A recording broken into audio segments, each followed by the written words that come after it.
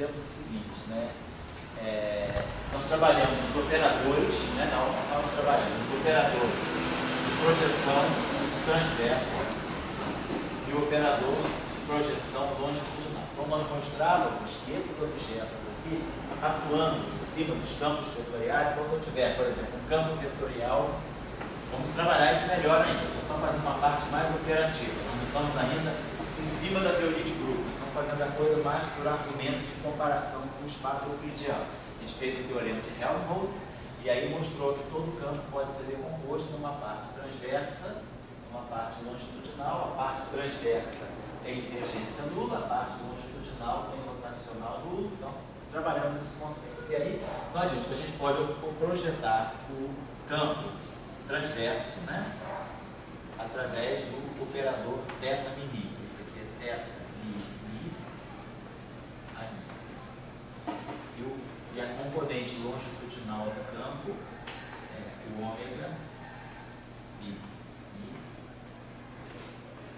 Então, eu não vou refazer as expressões que a gente já tinha feito na aula passada, mas aí a gente vê que a componente transversa ela tem divergência nula, portanto ela tem o fato esse cara aqui tem rotacional nulo, esse cara aqui tem θ, o que a gente tem é isso aqui, né? θ mini atuando em A longitudinal mi igual a zero, e o ômega mini atuando no A transverso mi também igual a zero. E não é em cima, não? Oi? Porque não faz. É porque é igual a zero, mas se não fosse igual a zero, teria que ser em cima, né? Só para aprender. Como? É porque é igual a zero, tanto faz, né? O que é? O mi ser embaixo ou em cima, tanto faz. Ah, tanto faz. Como ser igual a zero. Se não fosse igual a zero, se não fosse igual a zero, você deveria ser igual a tem que é métrica. Você viu que se botasse esse θ, mi E o mi embaixo. Aí. Não, agora, quer dizer, se você escrever isso aqui, se você quiser abaixar isso aqui, você pode abaixar e botar assim. Só que como é igual a zero, não interessa. Se você tivesse isso aqui assim, aqui teria que ser alguma coisa, um vetor de bi. Aí, se você abaixasse esse, você abaixa esse. O que é importante é que um lado vai para o outro, certo? É isso que você queria saber? É, porque dali tá em cima e embaixo. Isso aqui também, isso aqui é a mesma coisa que isso aqui, você pode escrever isso aqui também assim. Não, é que é a mesma coisa, tudo bem. Mas o problema é que ali em cima é igualzinho, você só abaixou porque é igual a zero. Isso, só baixei porque é igual a zero. Tá melhor. Que é até pegar na lista, né? Não, tem que perguntar tudo mesmo. Então tá certo. Então nós usamos o teu. Então isso aqui no fundo é a versão. É a versão que nós estamos dizendo isso aqui. O meu campo ani, né? Nós estamos colocando isso desse lado. Isso aqui é delta mi. Mi menos dmi sobre talanvertiano. Aí.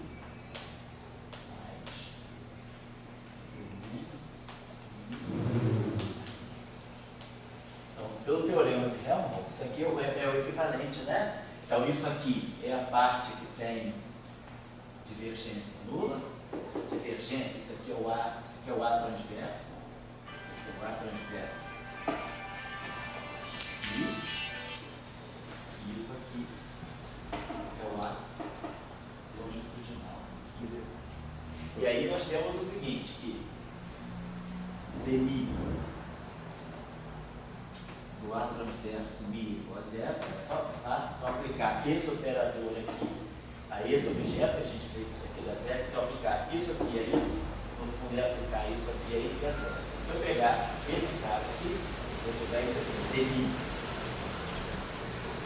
a longitudinal mi menos dmi a longitudinal mi é igual a zero. Então isso aqui está mostrando que a parte longitudinal tem rotacional nulo. Isso aqui faz o papel do rotacional no espaço de Minkowski, certo? Por quê? Porque isso aqui, se vocês observarem bem, isso aqui que é isso, se eu pegar um vetor, se eu pegar isso aqui, dmi a mi menos dmi mi, esse objeto tem dois índices. Então, por exemplo, se eu pegar, o que é isso aqui, né? Uma pergunta, o que é esse objeto? Isso aqui, claro, tem dois índices, isso aqui é um tensor. Nós sabemos que se eu pegar, por exemplo, mi igual a zero, e mi igual a uma coordenada espacial, então isso aqui é d0 do AI menos di do A0. Mas se eu pegar, por exemplo, mi igual a um índice espacial e i igual a um índice espacial, então isso aqui é di j menos dj AI. Isso aqui nós sabemos que é epsilon i jk rotacional de A componente da. Então, esse objeto aqui, ele contém na parte puramente espacial dele aquilo que é o rotacional do vetor. Por isso que nós dizemos que essa combinação aqui é a forma minkowskiana do operador de rotacional. Esse objeto, né, dB a mi menos dB a mi, é o rotacional no espaço de Minkowski. Por quê? Porque no setor espacial ele contém justamente o rotacional do campo. Tá? Só para chamar a atenção. Então, isso aqui é exatamente o teorema de Helmholtz na versão do espaço de Minkowski. O campo vetorial ele é decomposto numa parte que tem divergência nula, mais uma parte que tem rotacional nulo. E como a gente tinha feito na aula passada, o teorema de Helmholtz, nós escrevemos ele dessa forma. Ele é menos gradiente de um certo φ, mais o rotacional de um certo d, onde esse d tem divergência nula. É exatamente o conteúdo que está ali. Então, esse cara aqui, que é o gradiente de φ, é a parte que tem rotacional nulo. Então, o gradiente de φ é essa parte aqui, a parte longitudinal. E o rotacional é essa parte que tem divergência nula. Então, isso aqui é o rotacional de alguma coisa. Nós fizemos na aula passada.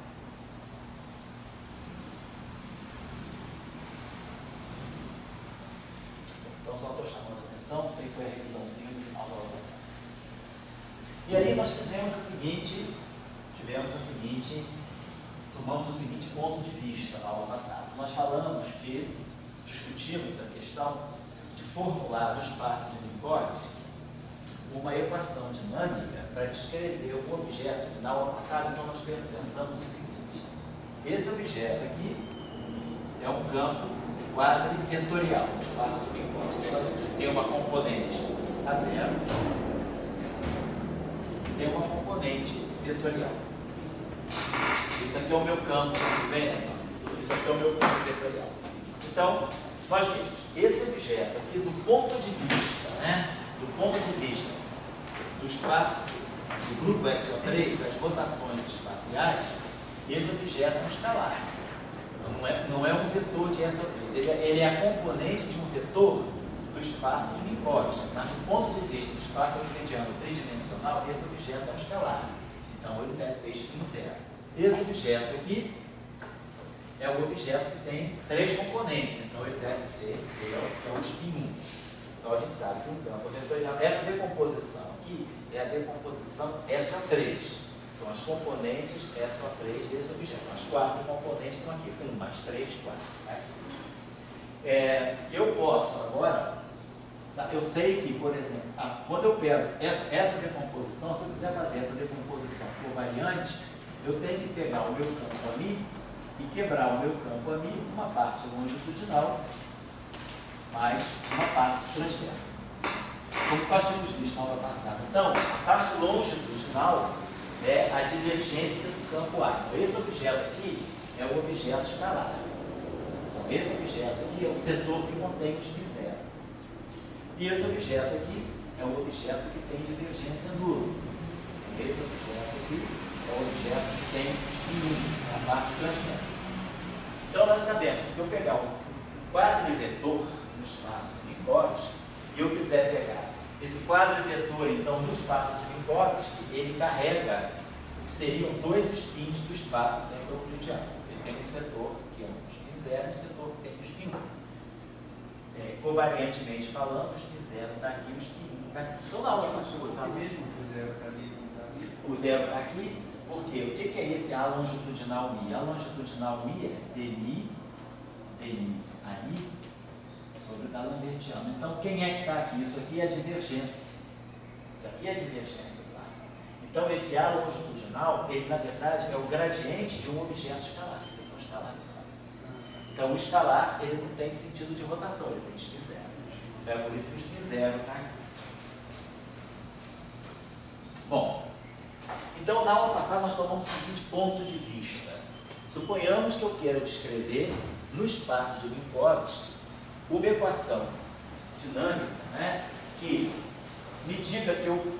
então eu já tinha colocado para vocês que no espaço de Minkowski, esse operador, nós já tínhamos trabalhado esse operador.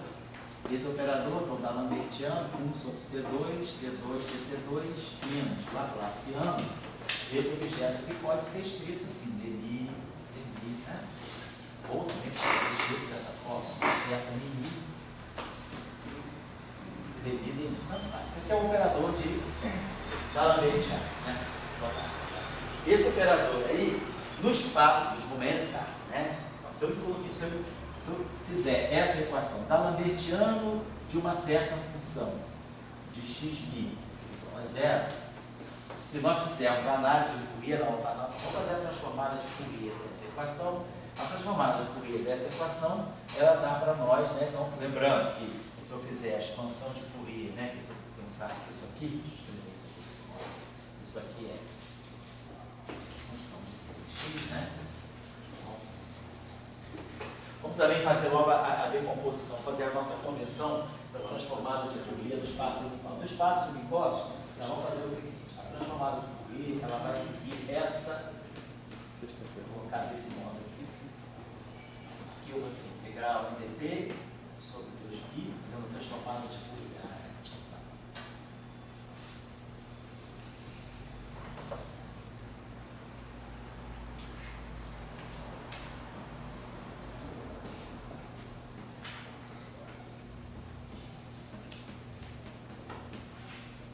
Então, vou colocar a transformada de Fourier no campo. Então, a transformada de Fourier, tanto na frequência como, né, no vetor de onda, vamos colocar desse modo.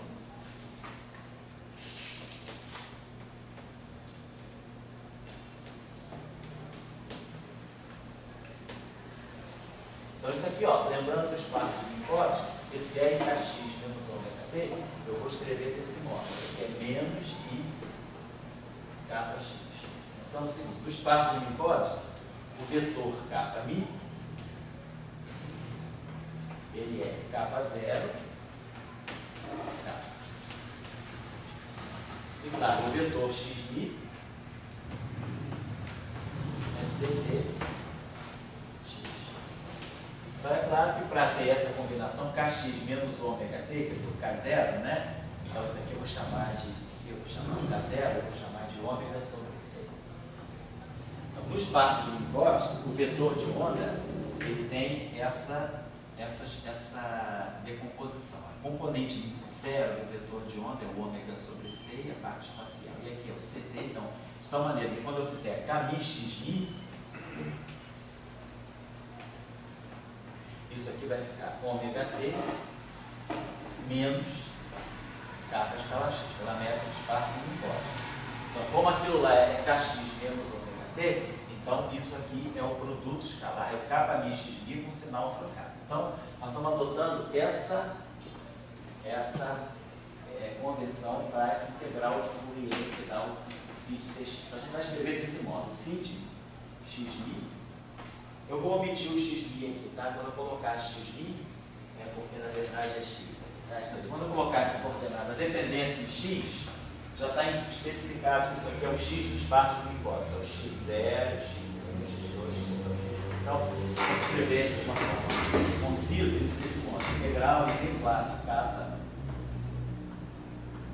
sobre 2π4. Então, nós vamos estar integrando, né? Isso aí, d4k. E aqui vamos colocar φ k a menos I kx. Então, essa vai ser a nossa convenção para a integral de Fourier de uma certa função. É claro que aí eu posso tirar a transformada de Fourier no espaço de Minkowski. É esse φ de k, vai ser integral d4x do φ xi exponencial de escalar x. Então, a transformada de Fourier e a transformada lembrar também, só colocar essa convenção aqui para depois não ter problema, que no espaço do Minkowski, a integral d4 capa sobre 2π a quarta de E, quanto faz? A mais ou menos I capa x é o delta de x, é o delta no espaço do Minkowski, certo? É o delta de t' menos t, é o x0' menos x0, né? É o k, então isso aqui é transformado de Fourier, quer dizer, é a representação em Fourier da função delta de Dirac. Da mesma forma que uma dimensão a gente tem isso, né? A gente está generalizando isso aqui para 4 dimensões, tá?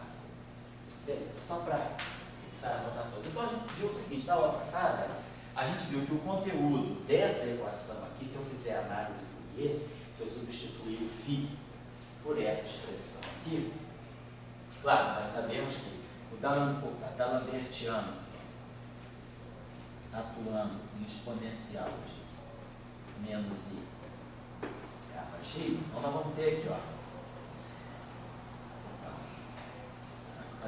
Quando eu atuar com o D'Alembertiano, eu vou ter 1 sobre C2, D2, DT2. Mas o D2, DT2 vai estar atuando aqui, vai produzir menos ômega, né? Então eu vou produzir aqui, quer dizer, isso aqui vai dar para nós, o DI vai ficar isso aqui um pouco, isso vai dar para nós menos capa 2, a menos I capa x. Capa 2 é claro, capa 2 significa caminho. Tá? Isso aqui é um D'Alembertiano, né? Atuando aqui, porque a derivada temporal vai atuar no menos I ômega t. Então ela vai produzir menos ômega 2, né, sobre C2.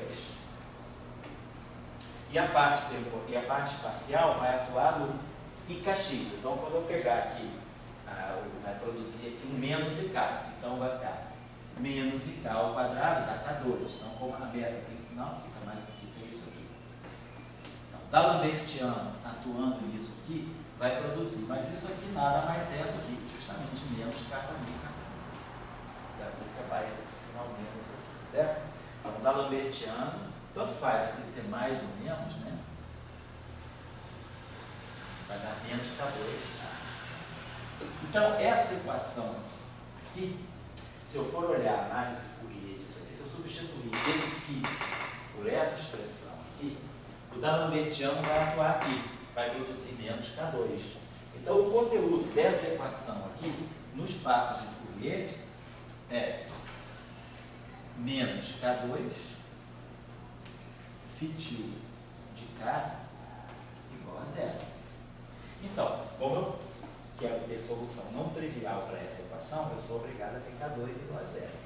Então, a solução do D'Alembertiano, né, o fato desse campo, né, está satisfazendo a uma equação de D'Alembertiano nulo, o fato do D'Alembertiano desse campo ser nulo, está dizendo para nós que esse campo é expandido em ondas planas, a análise de Fourier é justamente isso, aquele φ de x estava escrito ali, ele é φ tilde k, quer dizer, ele é expandido em ondas planas, uma superposição de ondas planas, onde cada onda plana vai satisfazer a essa relação, K2 igual a zero, ou seja, ômega igual a de capa vezes c. Então, nós estamos falando de ondas planas, né, que se propagam com a velocidade da luz. Então, essa relação está me dizendo isso.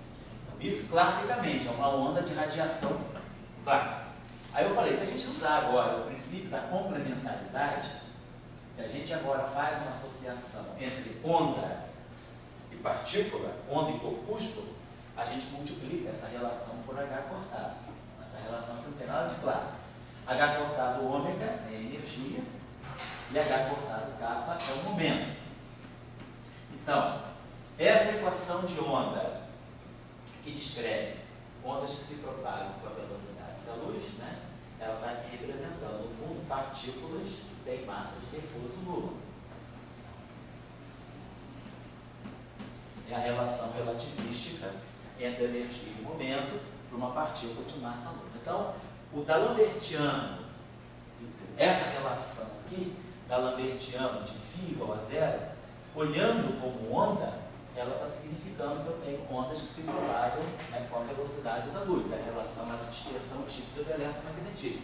Mas se eu quiser pensar numa análise em termos de partícula, uma análise corpuscular, então os quanta dessa radiação correspondem a partículas relativísticas de massa de repouso nulo. Então, impor da Lambertiana, quando a gente impõe a equação de Klein-Gordon, a gente está impondo que eu tenho esse campo, vai estar descrevendo partículas que tenham massa de repouso nula.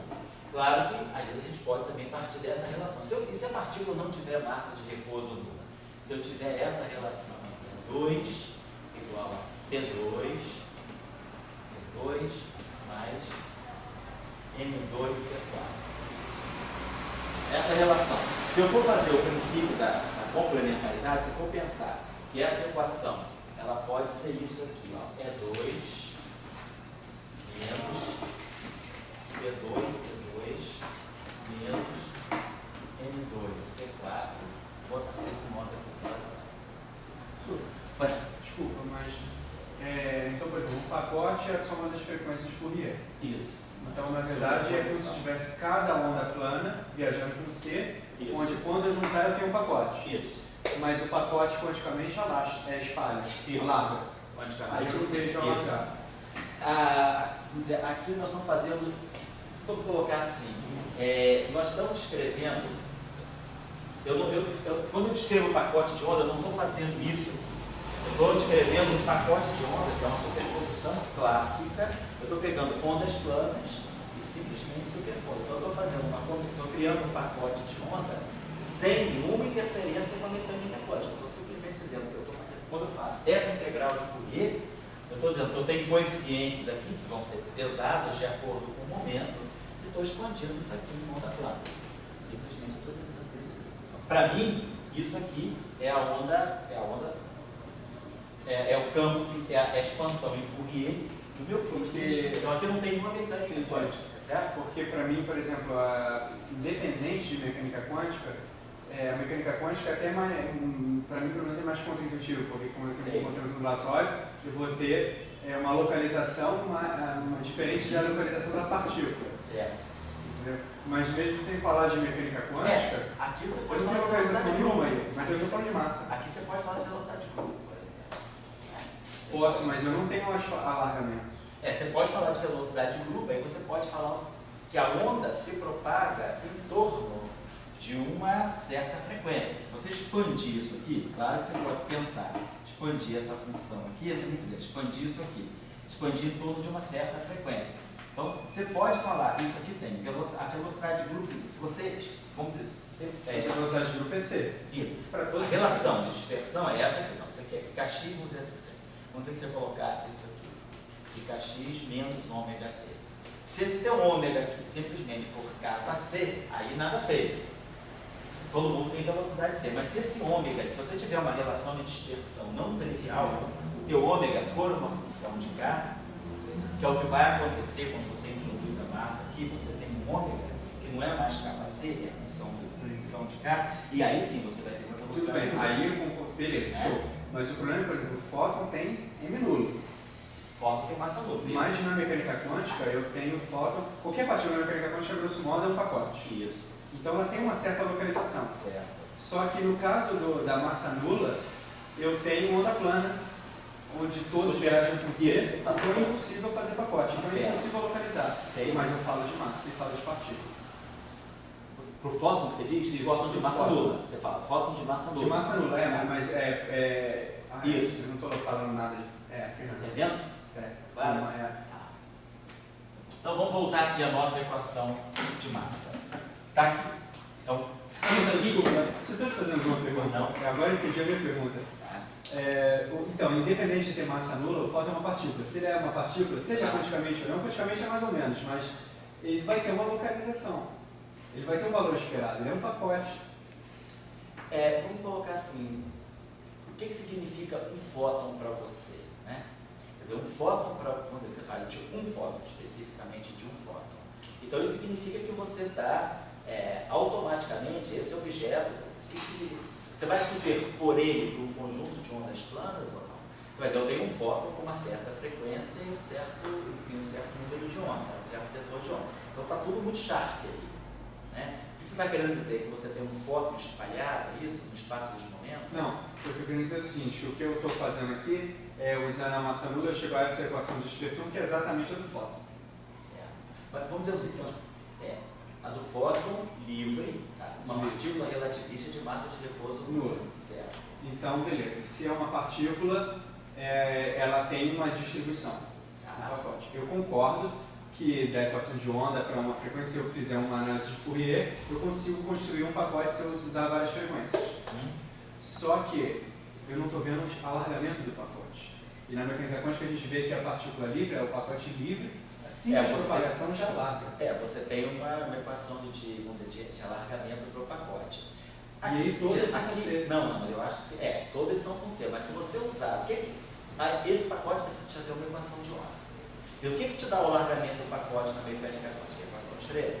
Você fala, o pacote evolui de acordo com a equação de Schrödinger. Pela equação de Schrödinger, você tira o alargamento do pacote. A equação que é clássica. Aqui você tem que usar uma equação de onda semelhante. Só que a diferença é a seguinte: quando você fala de fóton, quando você fala na mecânica quântica, mecânica quântica de Schrödinger ou mecânica quântica de Dirac, quando você fala da mecânica quântica de uma partícula material, você tem uma equação de onda para aquela partícula. O que seria a equação de onda para o fóton?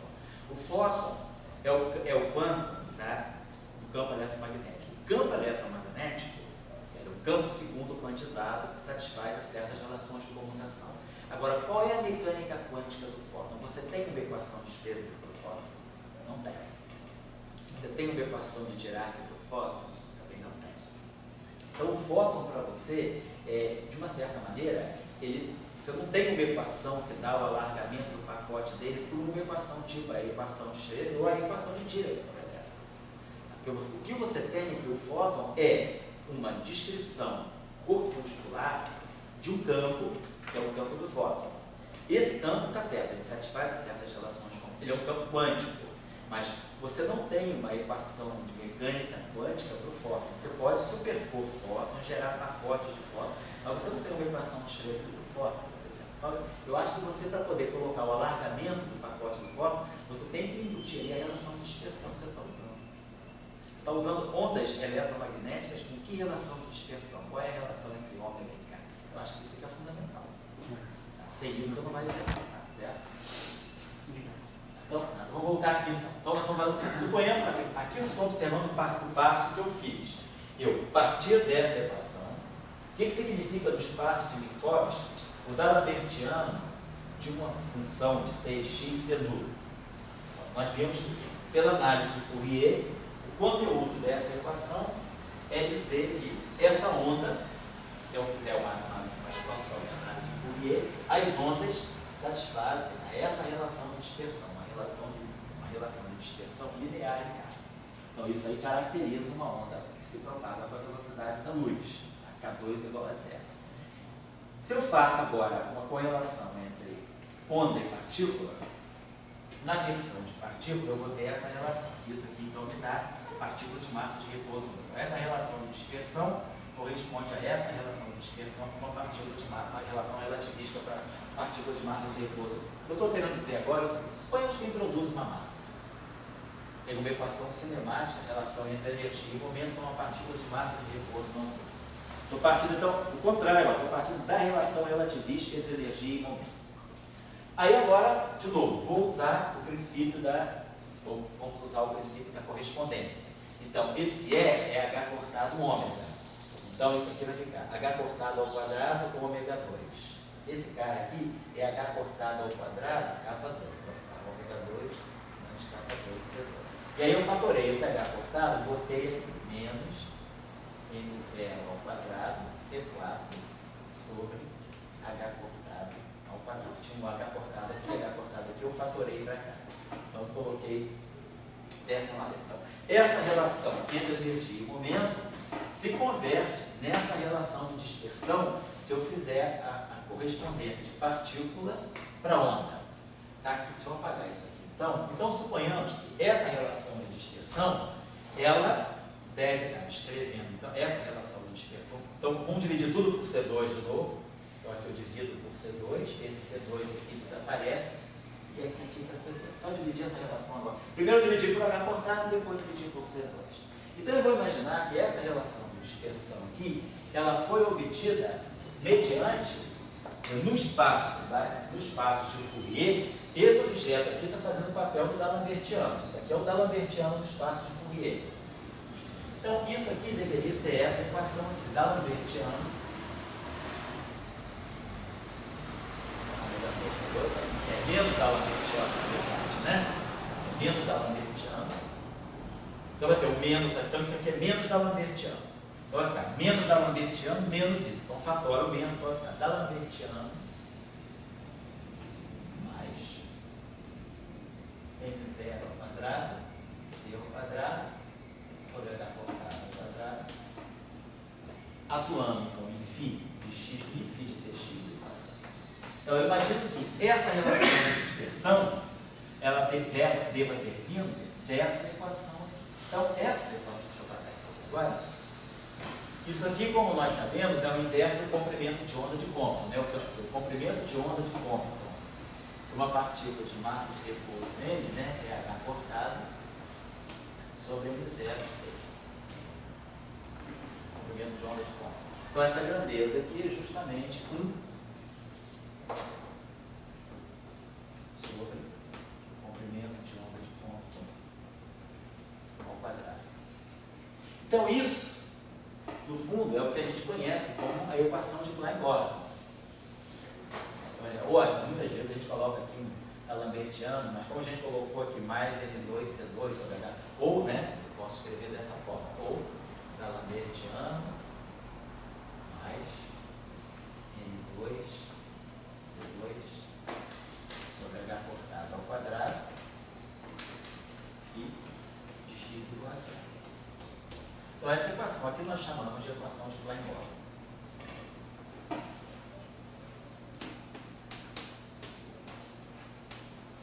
Então o conteúdo da equação de Klein-Gordon é descrever para a gente algum tipo, né, de radiação que na visão corpuscular, se eu pegar nos quanta dessa radiação, eles vão corresponder a partículas relativísticas com a massa de repouso M0. Então a equação de Klein-Gordon, ela está descrevendo isso. Ela pode descrever um campo de radiação qualquer, ondas que se propagam, satisfazendo essa relação, então a relação de dispersão. Então já não seria mais isso aqui, né? Seria daqui ômega 2, relação de dispersão, que sai para a radiação. Ômega 2 sobre C2 é menos ômega 2 sobre C2, mais K2, mais M0 ao quadrado, C2 sobre H cortado ao quadrado, igual a 0. Então nós teríamos o ômega de K, a relação de dispersão é essa aqui.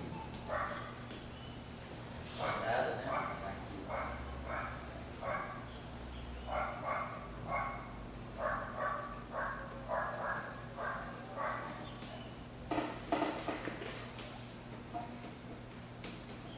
Então, por exemplo, aqui a gente vê que a velocidade de fase é diferente da velocidade de grupo. A velocidade de grupo é d ômega dk. Se eu quiser tirar então a velocidade de grupo, eu vou ter que definir, quer dizer, estou observando, né, que esse objeto aqui é maior do que K. Então esse ômega aqui é maior do que K para C. Mas a velocidade de grupo é d ômega dk. Se eu tirar d ômega dk, é 1/2, eu tenho que, né, dividir por isso aqui. Então, isso é a relação de dispersão que sai da equação de Klein-Gordon. Mas a equação de Klein-Gordon, isso é a relação de dispersão que sai para a equação de Klein-Gordon vista como uma equação com campo de radiação. Mas vista como uma equação, uma partícula, ela vai ser vista como uma relação entre energia, uma partícula massiva, com aquela relação de energia e momento, que é 2 igual a P2C2 mais N2C4. Então, esse é o papel da equação de Klein-Gordon. O D'Alembertiano, né, do espaço de Minkowski, ele está definindo muito bem uma relação de dispersão.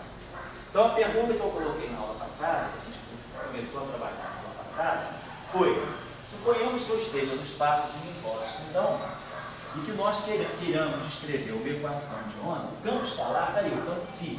O campo escalar só tem uma componente, o spin dele é 0. Então, do ponto de vista do spin, eu estou descrevendo essa equação de Klein-Gordon, ela está descrevendo uma partícula relativista com uma massa, mas com spin nulo. Esse campo, ele não tem uma, ele só tem uma componente, ele não tem uma referência a spin.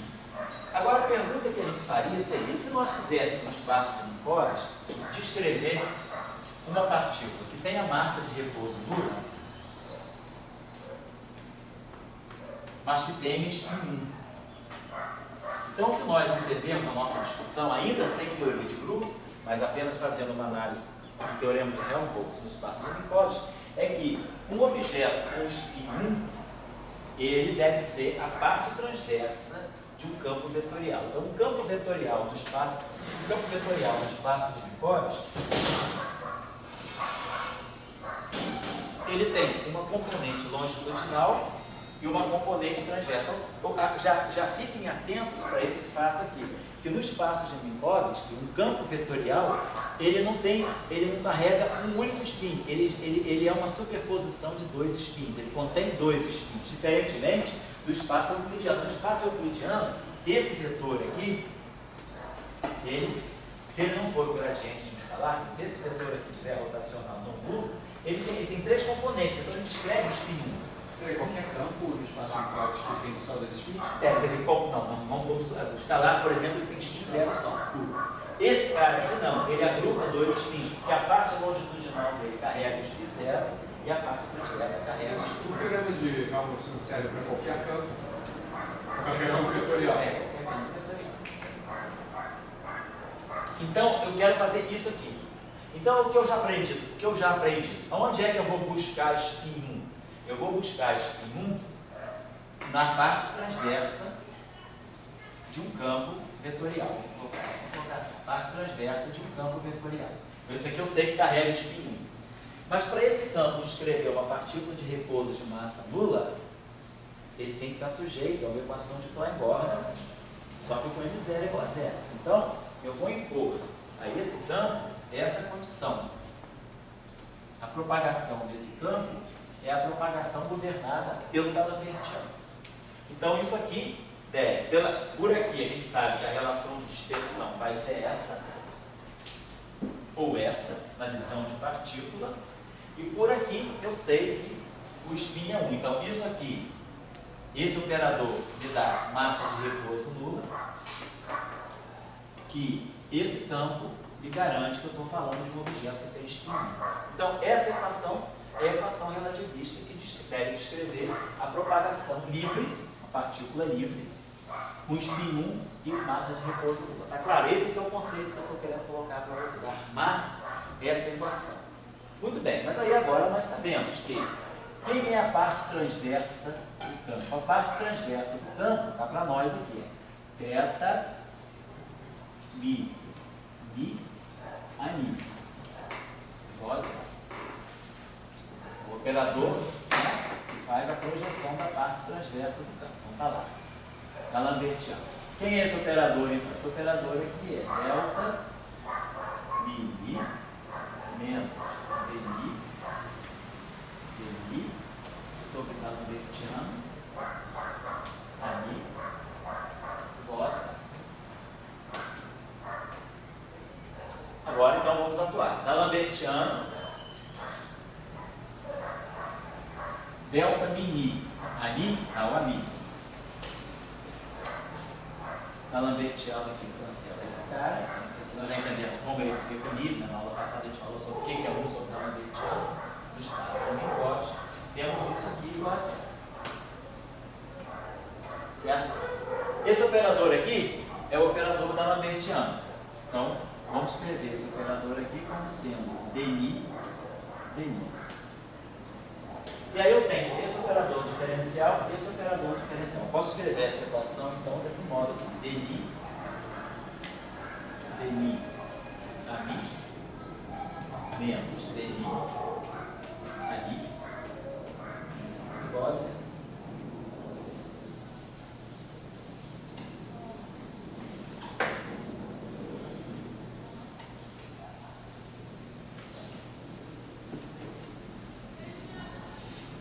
Claro, essa essa equação aí é uma equação que o índice Mi está saturado, o índice Mi. Eu posso trocar tudo isso, eu posso escrever essa equação desse modo, se eu quiser.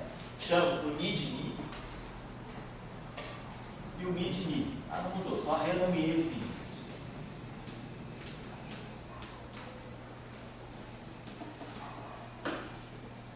Então a gente vê que eu posso definir um objeto, que eu vou chamar de F de Mi, um tensor antissimétrico de rank 2, quer dizer, que é o rotacional, isso aqui é uma definição, é o rotacional no espaço de Minkowski de um campo vetorial. E aí eu sei que se eu pegar esse objeto e esse objeto satisfizer a essa equação, então eu sei que essa equação aqui ela tem o conteúdo de uma partícula relativística de massa de repouso nula e spin. Esse é o conteúdo dessa equação. Então, nós vamos ver que isso aí é a equação de Maxwell. As equações de Maxwell estão quase todas aí dentro. Mas tem uma outra possibilidade, uma outra equação que sai automaticamente da formulação. Quer dizer, nós não estamos então impondo nada, aí nós não estamos impondo a equação. O que nós estamos querendo dizer é que eu quero entender como é que eu descrevo um objeto de spin 1 e massa de repouso 1. Agora, aquele F mini, por construção, ele satisfaz a essa equação aqui. Se eu pegar dmi no F mi kappa, aí eu substituo isso aqui, dmi a kappa menos d kappa mi, mais dmi do F kappa mi, mais d kappa do F mi. Um objeto que satisfaz, um objeto que é construído dessa forma como rotacional de um campo vetorial, essa equação aqui, na verdade, ela está me dizendo o seguinte, que rotacional, né? Quer dizer, essa relação ela está indo nessa direção aqui. A vetor B, vetor C, mais BCA, mais C. B, isso é o que a gente chama em álgebra vetorial de identidade de Jacobi, uma identidade de Bianchi. Essa equação aqui é exatamente isso. Aqui é uma identidade, vocês podem mostrar que isso aqui é identicamente zero. Substituindo todos essas dmi a kappa menos d kappa mi, d kappa mi menos dmi a kappa, dmi a mi menos dmi a mi, somando os 6 termos, nós vamos ver que vão haver cancelamentos mútuos, né? Então essa equação é uma identidade. Isso aqui se chama para nós, essa identidade se chama identidade de Bianchi.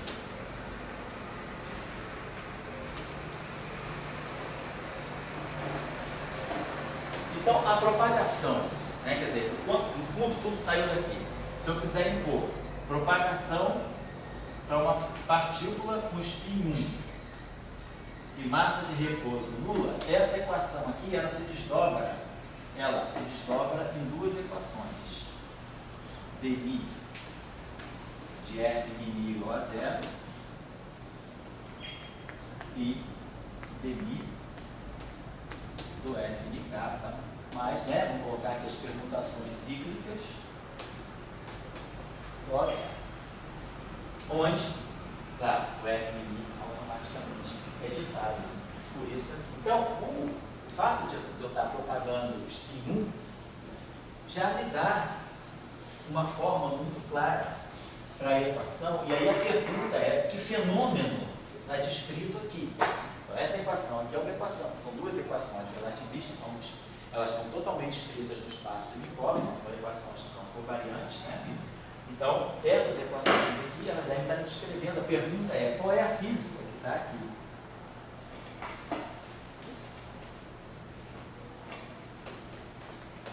Qual é a física que está aqui? Tudo bem, então, o que a gente começa a observar, vamos fazer só um exercíciozinho, para depois eu encaminhar agora a discussão. Então, fisicamente, o que eu estou dizendo é que, se nós queremos descrever a propagação de um spin 1 e massa nula no espaço de Minkowski, eu ganho um sistema de equações que deve estar descrevendo algum tipo de física. E, vamos colocar, mais ainda, né, tem uma simetria, naturalmente, uma simetria natural da descrição. Vamos ver qual é a simetria. O que significa uma simetria? Nós já sabemos, é um tipo de transformação que não altera as equações, né? Então, a simetria natural do sistema. Então, nós vimos que o objeto fundamental, nós estamos trabalhando com um campo vetorial no espaço de Minkowski, esse campo AMI. Esse campo aqui que faz em cima e embaixo. Estamos trabalhando com esse campo. Desse campo aqui, automaticamente a gente chegou a uma combinação. Eu ganhei duas equações que são combinações que envolvem necessariamente o F'. Quer dizer, isso aqui sai como uma consequência natural da nossa formulação, da nossa descrição. Então eu passo do AMI, as equações elas ficam, na verdade, elas não ficam em função do AMI, elas ficam em função do F'. Na verdade, quem aparece nas equações no final do dia é o rotacional do A, não é o A. Então, as equações são aquelas lá. Então, se eu fizer esse tipo de transformação, se eu substituir o A por uma linha, que é AMI, mais o gradiente no espaço de Minkowski de uma função qualquer, f de x, de tx, então é claro, se eu construir agora o meu f' aqui, ele vai ser dmi, a linha i, menos dmi, a linha i. Então, se eu construo agora um f' a partir desse objeto transformado, aqui eu vou produzir dmi do f, e aqui eu vou produzir dmi do f. Contando que essa função de f tem derivadas segundas contínuas, as derivadas comutam. Então, eu supondo que eu tenha funções naturalmente contínuas. Então, esse objeto aqui acaba sendo igual a dmi do ani menos dmi do ani, que é o f'. Então, a simetria está aqui. Eu posso fazer uma transformação do campo AMI. Eu transformo o campo AMI, mas eu não transformo o f', ou seja, então eu não transformo as equações. Se o f' é igual ao f, aquela equação para f' é igual à equação para f. Então eu tenho uma simetria que nós chamamos de simetria de gauge, ou simetria de calibre. Simetria de gauge ou simetria de calibre. Que é uma simetria que me permite que eu tenho um objeto que vai descrever o meu sistema, que é o AMI. Mas se eu trabalhar com o AMI, ou com qualquer linha que difira do AMI por um gradiente no espaço de Minkowski, qualquer objeto, quaisquer dois objetos que difiram por uma grandeza dessa forma, vão descrever o mesmo sistema físico. Então isso é uma simetria. Claro, nós sabemos que em física, toda simetria tem uma consequência forte. A consequência de uma simetria, ela sempre tem uma marca, vai deixar uma marca na física do sistema. Então, automaticamente, a descrição do espaço de Minkowski de uma partícula que tenha spin 1 e massa de repouso nula, ela é feita dentro de uma formulação que tem uma simetria de gauge ou uma simetria de calibre. Então, é isso aqui que está. Nós já sabemos também que o eletromagnetismo ele tem uma simetria de gauge. Vamos ver que todo eletromagnetismo já está aqui dentro. Então, ao escrever, se eu partisse de um ponto de vista diferente, minha filosofia de trabalho eu conheço uma partícula de spin 1 e massa nula, ou seja, o fóton. Se eu descrever a dinâmica do fóton no espaço de Minkowski, naturalmente o que eu estou fazendo? Eu estou descrevendo as equações de Maxwell. Vamos ver como que as equações de Maxwell estão saindo dessa descrição. Então, automaticamente, eu tenho uma simetria de calibre. Então, a simetria de calibre está presente basicamente por causa do spin 1. Porque foi o spin 1 que me introduziu o operador transverso. E foi do operador transverso que saiu essa combinação. Essa combinação aqui automaticamente tem essa simetria de calibre. Então, nós vamos começar a associar partículas de spin 1 a uma simetria de calibre. Isso aqui é toda a formulação. Isso aqui é uma teoria de Young-Mills. Então, nós vamos estudar depois, lá no final do curso, nós vamos falar de Young-Mills, Então, a teoria de Young-Mills é justamente uma extensão, uma generalização dessa ideia. Partículas de spin 1, elas têm uma simetria automaticamente associadas a ela, que é a simetria de calibre. Isso aqui vai dar origem a um conjunto de equações que podem estender as equações de Maxwell, que é a formulação de Young-Mills. Tá certo? Então, essa é a base do problema. A base, eu estou fazendo então uma coisa revertida. Eu não estou construindo o eletromagnetismo, tirando a simetria relativista e tirando o conceito de fóton. Eu estou partindo do contrário. Eu parto do conceito de fóton, de que existe uma partícula relativística com spin 1 e massa de repouso nula, e vejo que ao descrever essa partícula, naturalmente eu estou descrevendo as equações de Maxwell. Então o nosso trabalho agora vai ver como garimpar as equações de Maxwell aí de dentro. Então, o que nós vamos ver agora é que esse conjunto, essas duas equações, elas descrevem as equações de Maxwell no campo. Então, a pergunta é: que física que está aí? A física que está aí são as equações de Maxwell no campo. Então, vamos falar sobre isso agora.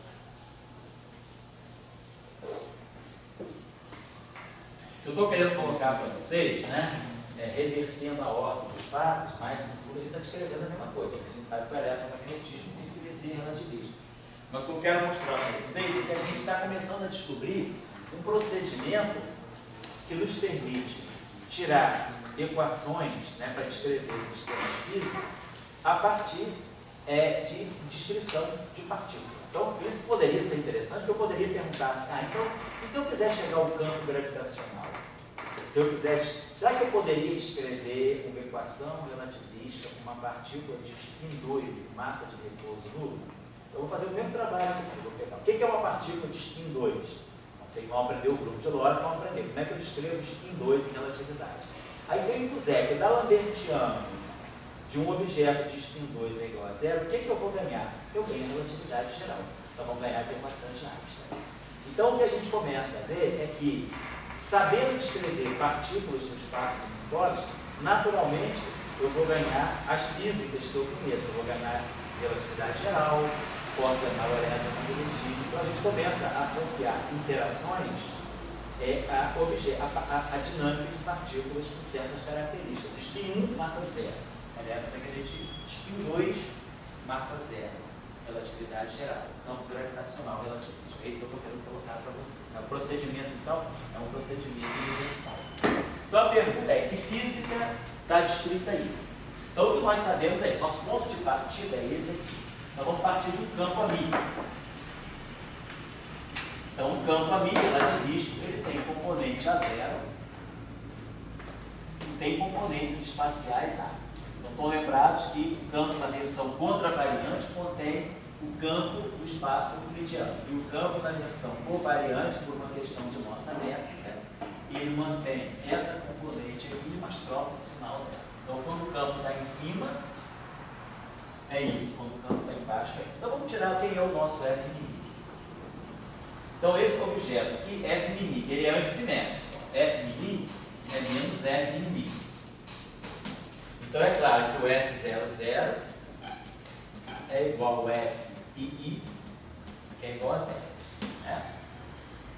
F00 é igual a zero, F1 é igual a zero, F22 é igual a zero, F33 é igual a zero. Está dando simetria. Então, só vão sobrar as componentes independentes, são as componentes F0i, uma componente temporal e uma componente espacial, ou as duas componentes espaciais, devido a essa antissimetria. Então, eu posso ter F01, F02, F03, F12, F23 e F31. Todas as outras dependem das demais, por causa da antissimetria. Quer dizer, aqui eu tenho F12 igual a menos F21, F23 igual a menos F32, F31 igual a menos F13. Então, são três componentes aqui, três componentes aqui. Vamos lá, então.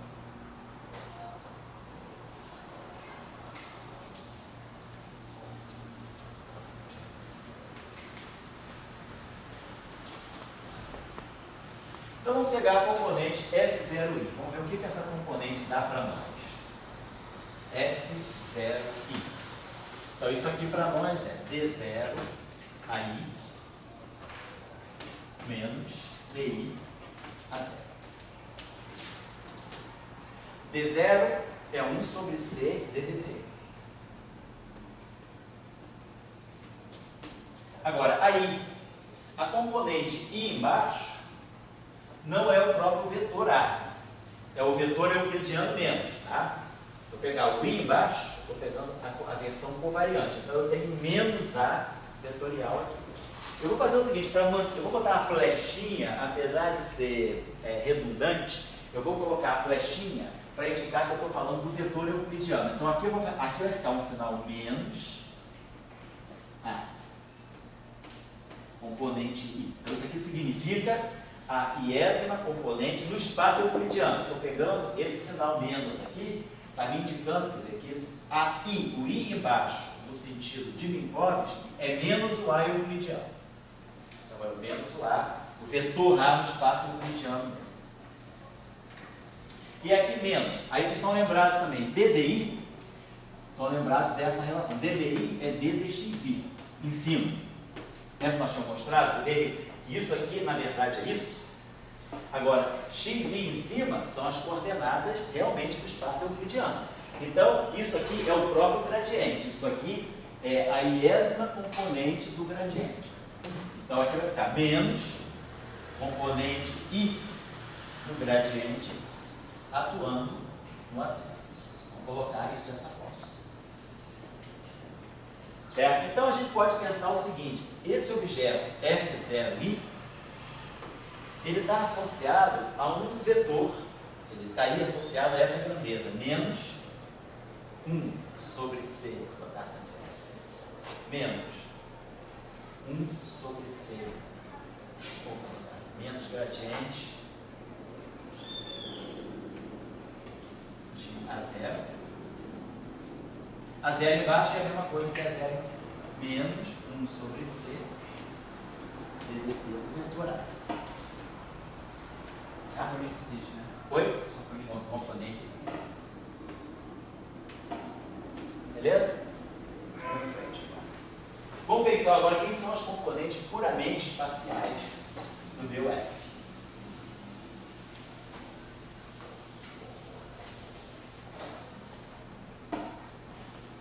Meu F e J no espaço de Minkowski, tá? Aqui eu tenho que ter muito cuidado, às vezes o cara fica confuso. Esse I é do espaço de Minkowski ou do espaço euclidiano? Então, aqui, tudo é espaço de Minkowski. Tudo isso aqui é espaço de Minkowski. Quando eu colocar a flechinha, significa que eu já fiz a associação com o espaço euclidiano. Tá certo? Então, F e J, isso aqui é espaço de Minkowski. Então, isso aqui é DDXI do AJ menos DDJ do AI. Então vamos pensar bem. Isso aqui é o próprio gradiente. Isso aqui é o próprio DDX em cima. Então isso aqui é a iésima componente do operador nada. Isso aqui, vou dar a derivada parcial. Então isso aqui é. Vamos manter isso aqui. Isso aqui é o próprio.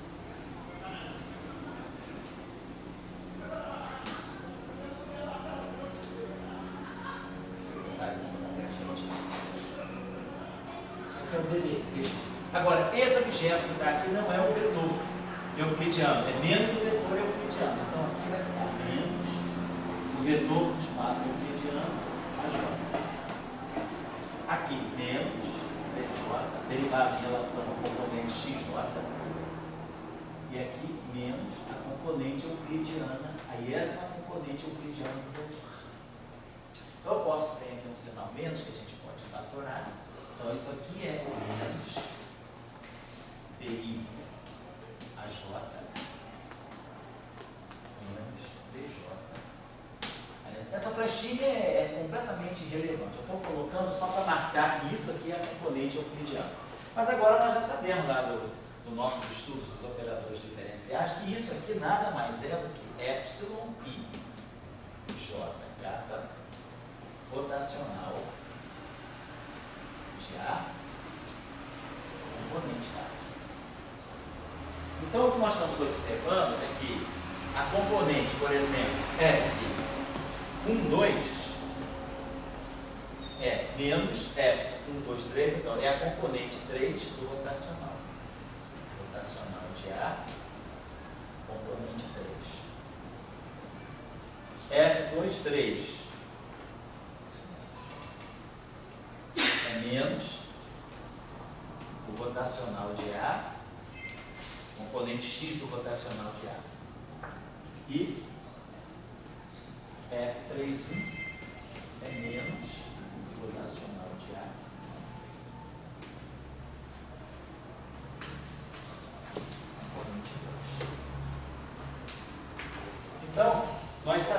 quem são as componentes do tensor f de I. Então, nós conhecemos o f de I completamente.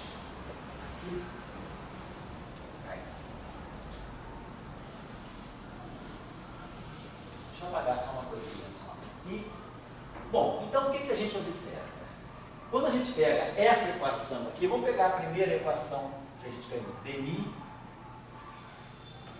f de I igual a zero. Então, essa aqui é uma equação, o índice μ está saturado, o índice μ está livre. Então, μ pode ser 0, pode ser 1, pode ser 2, pode ser 3. Vamos tomar μ igual a 0. μ igual a 0, essa equação aqui é dmi f μ 0 igual a 0. Mas esse objeto aqui, ele é antissimétrico. Então, ele não pode ter componente μ igual a 0. F0 e 0 é 0. Esses índices aqui estão correndo. Ó. 0, 0, 1, 1, 2, 2, 3, 3. Ou seja, 0, 0 e I. Quando esse índice aqui for 0, aqui for 0, isso aqui é 0. Então, F00 é 0. Então, a única possibilidade que sobra aqui é esse índice μ correr completamente em cima do setor espacial. Então, essa equação aqui, ela é a mesma coisa aqui. DI do F I0 igual a 0. Agora, essa derivada aqui, derivada com índice em cima, é a derivada em relação ao x embaixo. Mas o x embaixo é menos o vetor x euclidiano.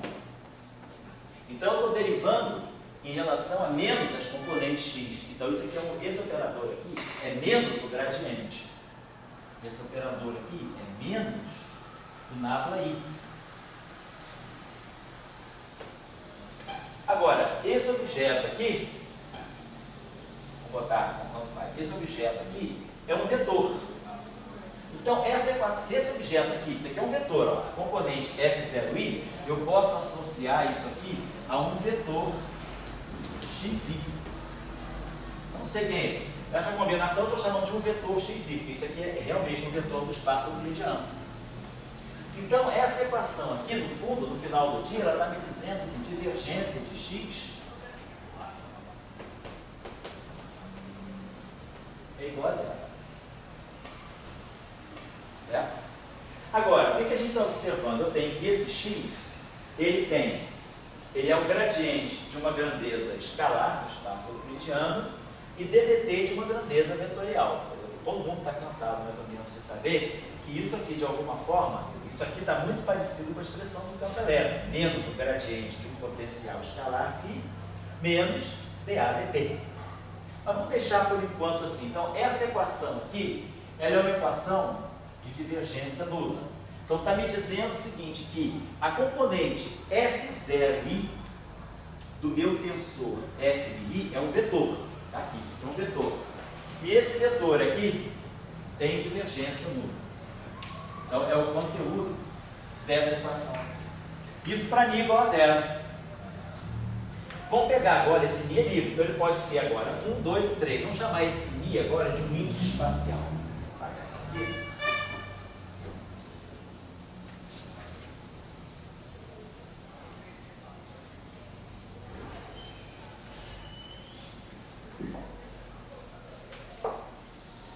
Vamos pegar agora μ igual a I. Então, essa equação vai ficar dmi f μi igual a 0. Agora, se o índice I é um índice espacial, o μ pode ser 0, porque f0i não é 0. Então, essa equação agora ela vai ter duas contribuições. Ela vai ser d0 de f0i mais dj de fji igual a 0. Estou abrindo agora o somatório em I. Beleza, D0 em cima é a mesma coisa que D0 embaixo. Então, isso aqui não tem problema. Isso aqui é 1 sobre C ddt do F0i. Agora, esse DJ em cima é d dxj embaixo. lembramos do espaço obliqual. Mas d dxj embaixo é menos o d dxj em cima. E isso aí é que é o gradiente, que é o operador nábula. Então, esse termo aqui, ele fica menos nábula j, né? Derivada agora, realmente, do espaço do fji. Igual a zero. Vamos botar assim, vou botar esse d aqui, esse d setinha, para indicar que isso aqui é a derivada parcial no espaço euclidiano, em relação à coordenada euclidiana, xj. Beleza, então vamos em frente. Então, essa equação aqui, ela está me dando 1 sobre c ddt. Quem é o f0i? f0i é esse vetor xi.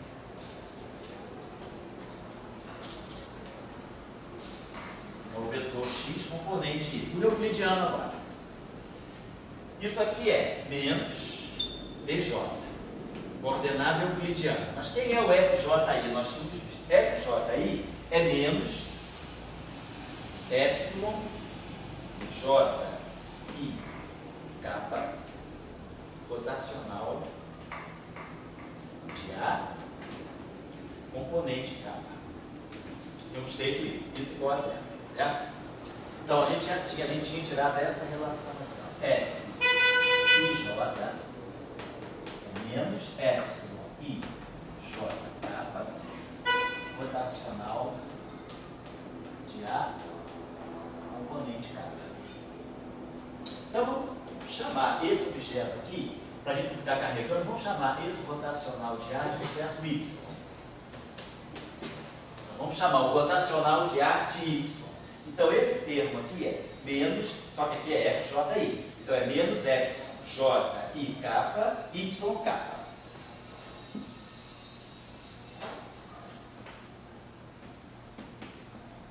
Então estou botando a flechinha para indicar que eu estou no espaço euclidiano.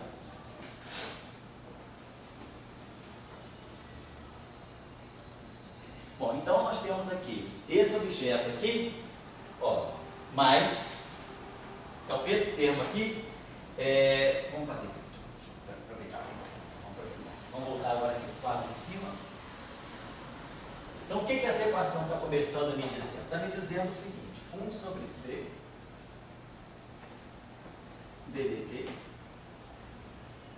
que o xi,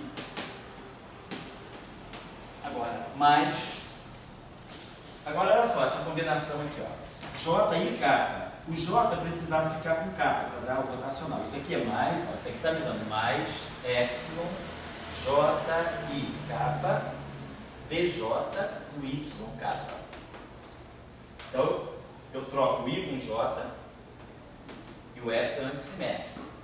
Então, isso aqui é exatamente a componente I do rotacional de Y. Então, isso aqui vai dar um sinal menos. Então, isso aqui me dá menos a componente I do rotacional de Y. Então, do ponto de vista, agora eu posso tirar o índice I, essa equação está me dizendo o seguinte, que o rotacional de Y é 1 sobre C ddt do x.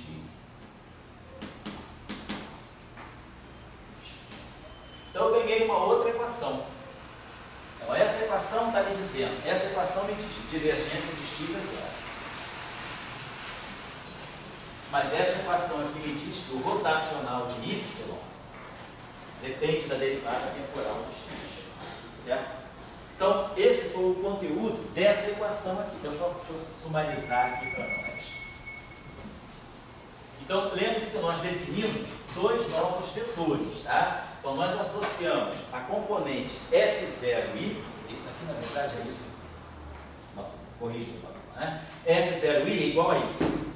Então, esse F0i, que é menos isso, eu chamei de um vetor x no espaço euclidiano. E o Fij, né? Então vou botar aqui para ficar tudo do lado do outro. Fij ficou para nós menos epsilon I J kappa Y kappa. onde esse Y aqui é o rotacional de ar. Então isso tudo eu não estou inventando, isso tudo veio das equações automaticamente. A equação foi, quer dizer, a única coisa que eu inventei foi isso aqui.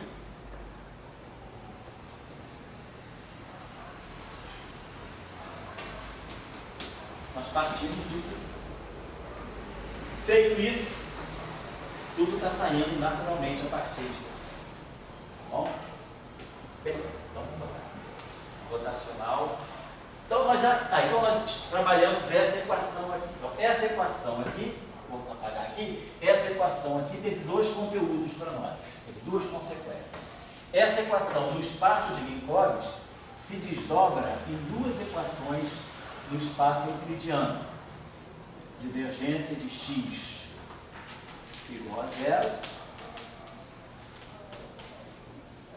e rotacional de y igual a 1 sobre c ddt